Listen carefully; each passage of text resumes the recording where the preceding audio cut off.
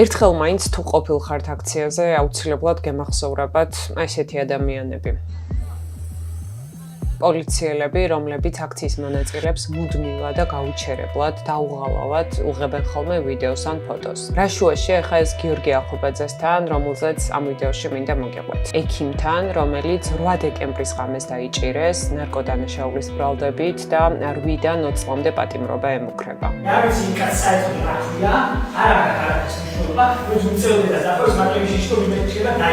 იმ ხელთათმანების გადაგდებაც არ მოხდა რეალურად იმ ადგილზე და ეჭვგავს უნებრივია იმაზე, რომ ხელთათმანებიდან მოხდა გადატანა ამ ნიმუშთან.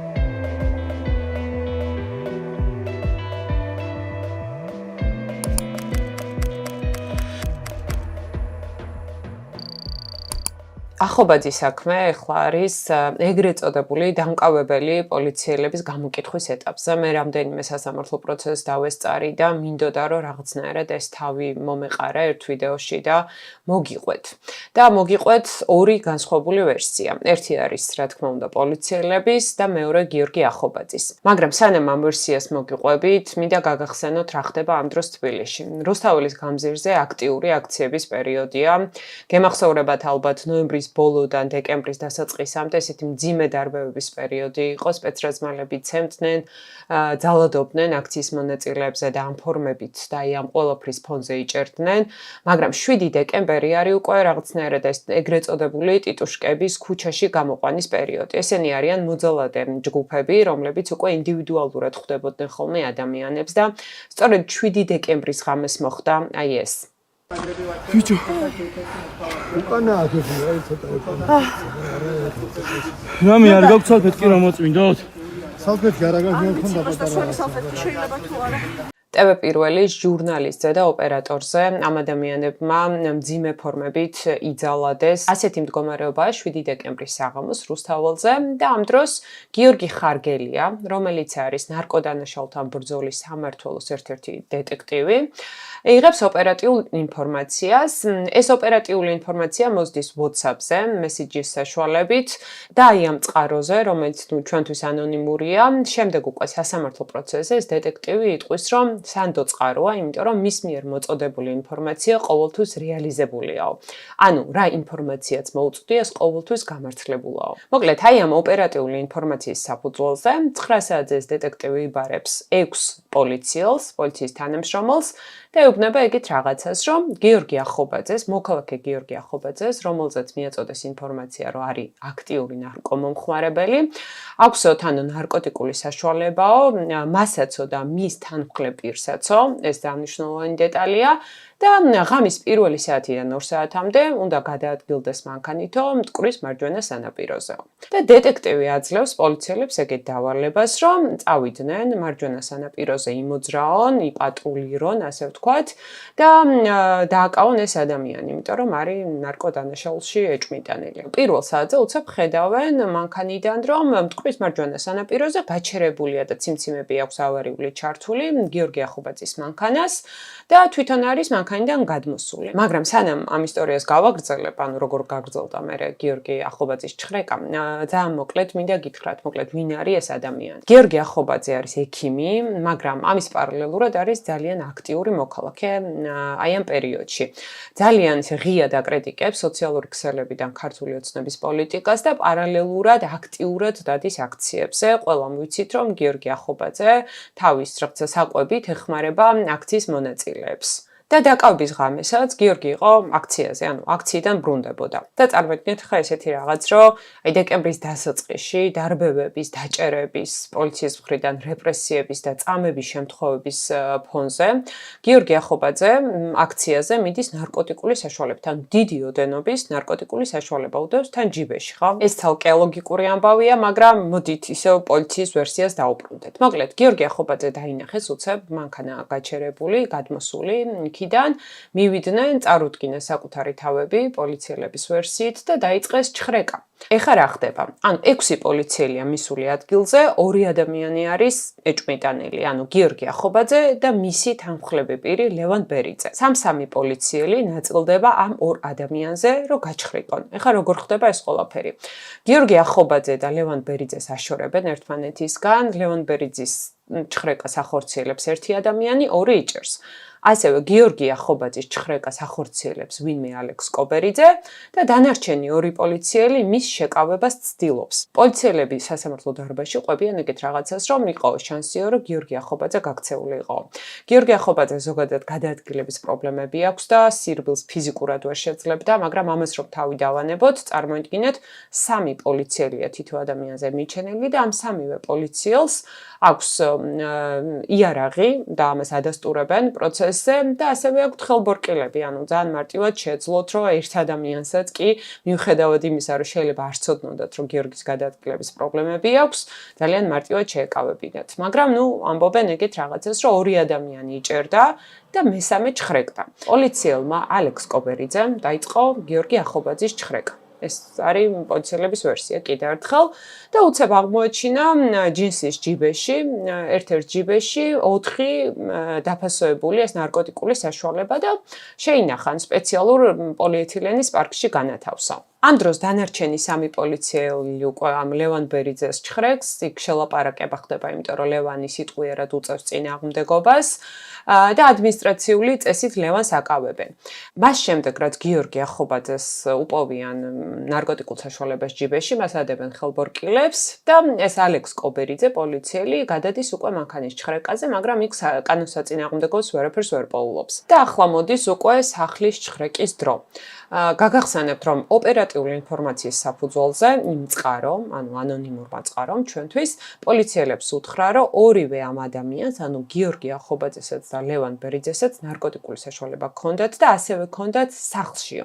შესაბამისად, ლოგიკურია, რომ ეს პოლიციელები მანქანის და მათი ჩხრეკის შემდეგ უნდა წასულიყვნენ ორივე სახლში, მაგრამ ასე არ ხდება. პოლიციელების ნაწილს გიორგი ახობაძე მიყავს სამმართველოში, ანუ პოლიციის შენობაში და ნაწილი მიდის უკვე მხოლოდ გიორგი ახობაძის სახლში ჩხრეკაზე. როცა თქვენ გადმოგცეს ინფორმაცია ატაკის მიხედვით, რა გითხრეს? ნარკოტიკი გიორგი ახობაძესაც ექნება და თანხმდე პირსაც? თანხმდე პირსაც, კი. ორივეს ექნება. ორივეს ექნება პირადადაც და სახლშიცო? ანუ გიორგი ახობაძეს პირადად მანქანაში და სახლში. და თანხმდე პირსაც, ასე ვთქვათ. მანქანაში პირადადაც და სახლშიცო. და აი თანხმდები პირის სახლის ჩხრეკვა ჩაატარეთ? მოგახსენებთ, არ ჩამიტარებ. არ ჩაგიტარებ. გიორგი ახობაძის სახლში პოლიციელებს ხვდებათ ერთ-ერთი მეგობარი, ოჯახის მეგობარი და დედა, რომელიც არის მწოლიარე ძალიან მძიმე ჯანმრთელობის პრობლემებით. გიორგი დედამისული და ძალიან დიდი ხნის განმავლობაში სახლის პირობებში და ეს ქალი დაიღუპა სწორედ მისი შვილის ციხეში ყოფნის დროს. ვერც სახლში პოულობენ პოლიციელები კანონსაწინააღმდეგოს ვერაფერს და აქ მინდა ეხა გავჩერდე რა იყო აქამდე უცნაური და ალოგიკური. თავარი კითხვა, რაც გიორგის და მის ადვოკატს ამ პოლიციელებთან ჰქონდათ სასამართლო პროცესებზე, იყო ეგეთი რაღაც არსებობს თუ არა რაიმე ვიდეო მტკიცებულება, რომელიც დაადასტურებდა, რომ გიორგის ჯიბიდან მართლაც ამოიღო პოლიციამ ნარკოტიკი. იმას დავამტკიცებდი, რომ ამ გამონაკლისავე პოლიციელებს არათუ მატერიალური ტექნიკური საშუალება და ადამიანური რესურსი არ ჰქონდათ. იქ ჰქონდათ საბოროტო კამერაც, იქ ჰქონდათ სამხედრო კამერაც, მათ შორის 2 ცალი და იქ ჰქონდათ ნეიტრალური მოწვის საშუალება, ყველაფრის საშუალება ჰქონდა. ასეთი რაღაც ფიზიკურად არ არსებობს და არც პოლიცია უარყოფს ამას, მაგრამ აქ არის მნიშვნელოვანი ერთი ალოგიკური დეტალი. მოკლედ, პოლიციელებს პატექში უწერიათ, რომ ადგილზე არ ჰქონდათ არც ფიზიკური და არც ტექნიკური შესაძლებლობა, რომ ვიდეო გადაღება გვეწარმოებინაო.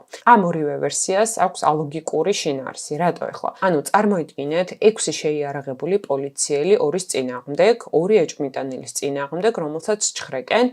და ეს 6 პოლიციელი ამბობს, რომ არ იყო ადამიანური რესურსიო, რომ თან გაგვეჩხრიკაო, თან შეგვეკავებინა ეს 2 ადამიანიო და თან ძალიან ისეთი პატარა, თუნდაც აწამიანი ვიდეო გადაგვეღო. მოკლედ, არ არსებობდა ამის ფიზიკური შესაძლებლობაო, მიუხედავად იმისა, რომ კიდევ ერთხელ გაგახსენებთ, ეს ადამიანები შეიარაღებულები იყვნენ და უკვე გიორგი ახობაძეს ადევს ბორკილები. ტექნიკური სპეცსაშუალებების არარსებობის გამო და ფიზიკური რესურსის არარსებობის გამო. მისი გრაფა არის საგამოძიებო მოქმედებებისას გამოყენებული იქნა ტექნიკური საშუალება.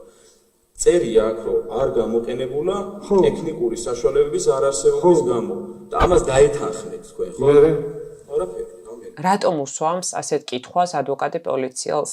იმიტომ რომ რეალურად პატექში წერია რომ ტექნიკური შესაძლებლობა არ ქონდათ რომ ვიდეო გადაეღოთ. სასამართლო პროცესზე კი გამოკითხული სამივე პოლიციელი ადასტურებს რომ გიორგი ახობაძის დაკავების დროს თან ქონდათ მობილურები, რომლებიც ვიდეოს იღებს. რომ სამი გამომძიებელი რომელიც ჩხეკაში იღებს მონაწილეობას და ოქს ავსებს, წარმოუდგენელია როგორ ვერ უნდა ახერხებდეს ფიზიკური რესურსისთვის დროის გამოძებნას. 6-დან ერთსაც კი არ მოსვლია აზრად რომ ცოტა ხანი ამოიღო მობილური და თუნდაც აი ამ ნარკოტიკული საშუალების პოლიეთილენის პარკში ჩადების მომენტი გადაიღო. არაფერს ვამბობ იმაზე, თქვა ჯიბიდან ამოღების პროცესი რატო არ გადაიღეს, სულ რომ დაუშვათ რომ თითო ადამიანის ჩხრეკას სჭირდებოდა 3 ადამიანი, 2 შემკავებელი და 1 უშუალოდ ვინც ჩხრეკდა. ყველა პოლიციელი რომელიც მოდის თვითონვე აძლევს არსებითად საწინააღმდეგო ინფორმაციას რომ ეხლაც აქვს მობილური ატარებს კიდეც და ჩხრეკის პროცესშიც თან ქონდათ მობილური ტელეფონი მაგრამ რატომღაც ერთმანეთსაც არ დაუსვეს კითხვა და რატომღაც არ გაუჩნდათ სურვილი რომ ეწარმოებინათ გადაღება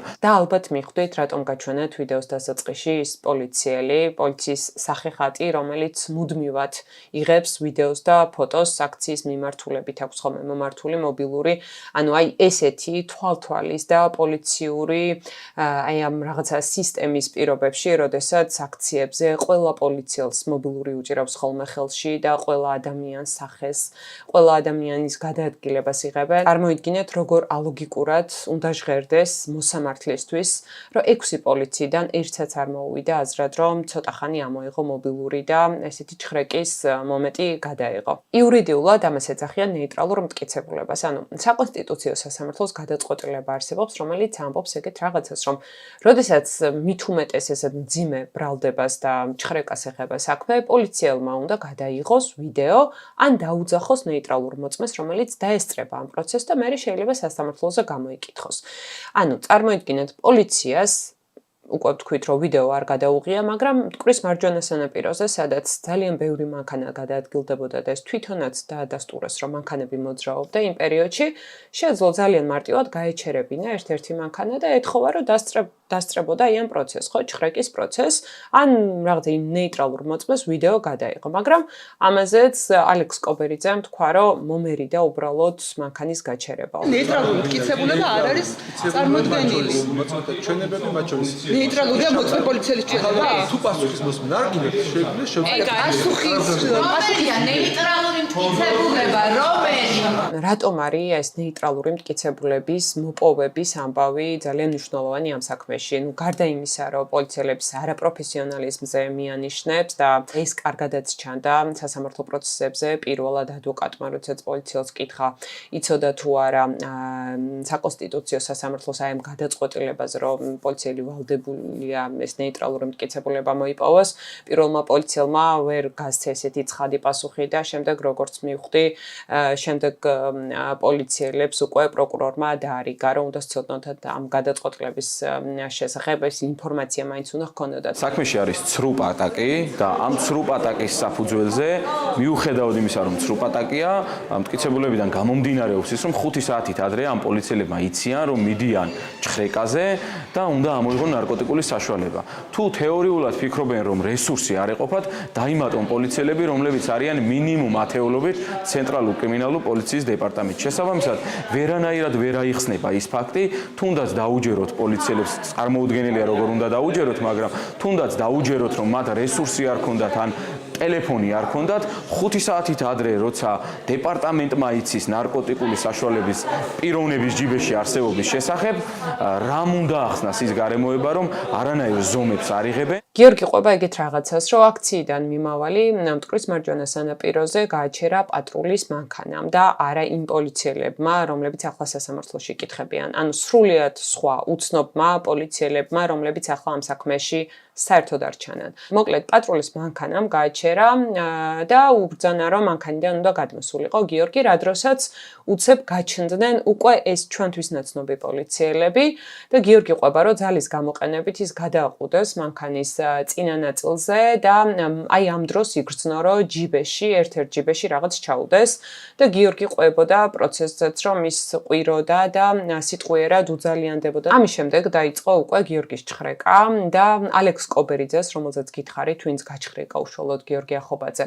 ხელზე ეკეთა რეზინის ხელთათმანები და ამ რეზინის ხელთათმანებით სცადა, რომ პირის ღრუში ამოევლო ხელი, მაგრამ გიორგი ყვება, რომ იმ წუთას გამშრალი მქონდაო პირიო, აი ამ სტრესისგანო და ეს ხელთათმანი, ანუ სათანადოდ ვერ დასვლოდაო. შესაბამისად, პოლიციამ ვერ აიღო ეს დნმ-ი, რისი მიზანიც ჰქონდაო. მეორეჯერ გიორგის ჩხრეკა უკვე სამმართველოს შენობაში მოხდა და როგორც ის ყვება, ალექს კობერიძემ პოლიციამ რეზინის ხელთათმანებით მეორედ სცადა პირის ღრუში, ასე ვთქვათ, ხელის მოსმა და ასევე იღლიებში და სწორედ ამ დროს აიღო მისი დნმ-ი. გიორგი ამტკიცებს, რომ ალექს კობერიძეს, ანუ პოლიციელს თხოვდა ძალიან დიდი ხნის განმავლობაში, რომ ეს რეზინის ხელთათმანები მის თვალწინ გადაეგდო, რათა დარწმუნებული იყო, რომ აი ამ დნმ-ს შემდეგ უკვე ნარკოტიკულ საშუალებას არ დაატანდა და ამას არ გამოიყენებდნენ მტკიცებულებად, რომ ეს ნარკოტიკული საშუალება მართლაც ახობაძეს ეკუთვნოდა, მაგრამ ამაზე პოლიციელმა უარი უთხრა და ალექს კობერიძე აი ამ რეზინისვე ხელთათმანებით გავიდა ოთახიდან.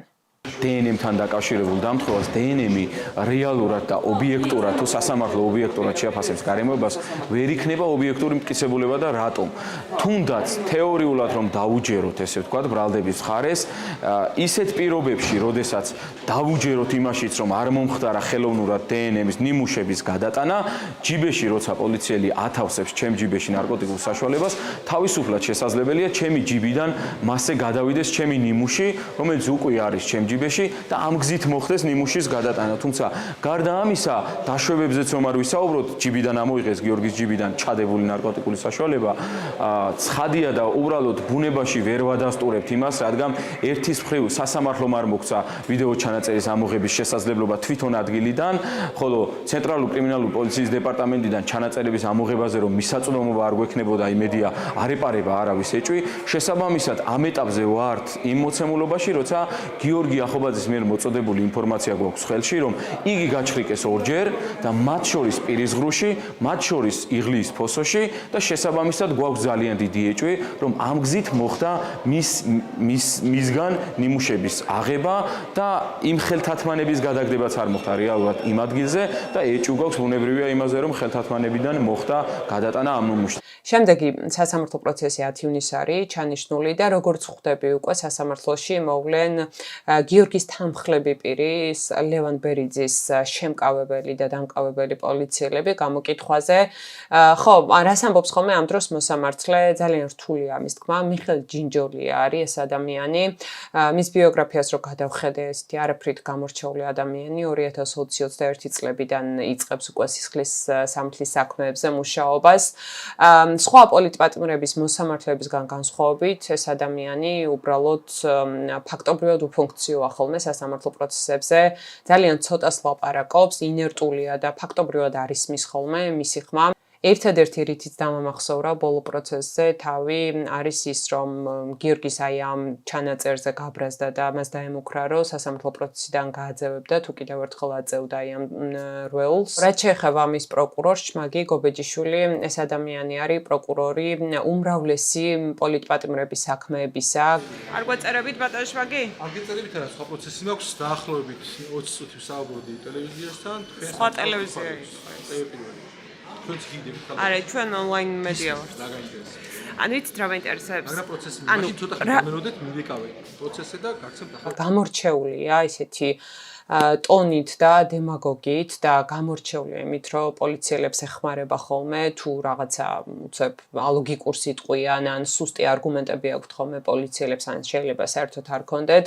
შმაგი გობეჯიშვილი ცდილობს ხოლმე, რომ ეს მოსამართლესთან შუამდგომლობა დააყენოს და ამის საფუძველზე რაღაცნაირად პროცესი გაახანგრძლიოს ხოლმე და პრინციპში არც მოსამართლეები ეუბნებიან ამაზე უარს და არც მიხეილ ჯინჯოლია ამაში გამონაკლისი. გიორგი ახობაძე არ არის ერთადერთი პატიმარი წინასწარ პატიმრობაში მყოფი ადამიანი, რომელიც ბოლო აქციების დროს ნარკოდანაშაულის ბრალდებით დააკავეს, მაგრამ გიორგის საქმე არის ესეთი ძალიან მკაფიო და ცხადი, რამდენად ალოგიკურია პოლიციელების ჩვენებები, რომელსაც სამწუხაროდ მოსამართლეებიც გვერდით უთგანან ხოლმე.